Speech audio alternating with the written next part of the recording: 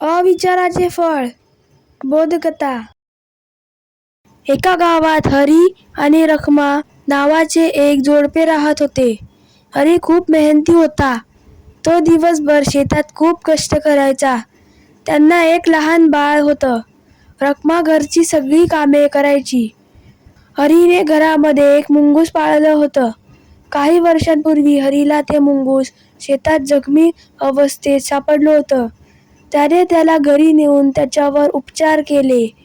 तेव्हापासून हरी आणि रखमाला त्या मुंगुसाचा लळा लागला होता. मुंगूस सुद्धा त्यांना फार जीव लावायचा आणि बाळालाही खूप जपायचा.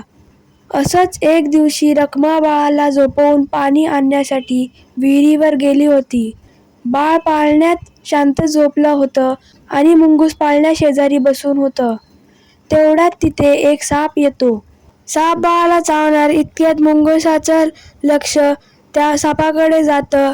ते लगेच त्या सापावर झेप घेतं आणि सापाला घट्ट पकडतं.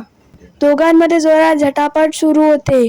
शेवटी मुंगूस त्या सापाला ठार मारतं. त्याच्या तोंडाला सापाचं रक्त लागलेलं असतं. या झटापटीत मुंगूस सुद्धा दमलेलं असतं. ते रखमाची वाट बघत दरवाजाजवळ जाऊन बसतं.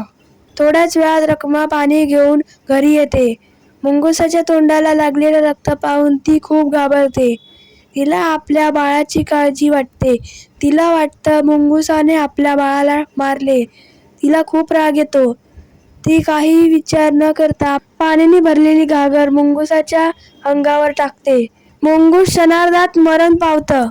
रखमा धावत घरात जाते आणि पाहते तर काय, तिचं बाळ पाळण्यात शांत झोपलेलं असतं आणि पाळण्याच्या बाजूलाच साप मरून पडलेला असतो. रखमाला कळून चुकतं, मुंगुसाने सापाला मारून आपल्या बाळाचं रक्षण केलं होतं. ती धावतच मुंगुसाजवळ जाते, पण बघते तर मुंगूस निपचित पडून होतं. तिला खूप वाईट वाटतं. ती खूप रडते. तेवढ्यात हरी तिथे येतो. रखमा त्याला घडलेला प्रकार सांगते. त्यालाही फार वाईट वाटतं.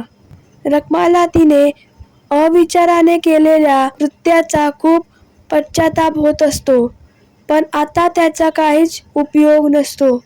मुंगूस कधीच परत येणार नसतं. तात्पर्य: अविचाराने केलेल्या गोष्टीमुळे नुकसानच होते.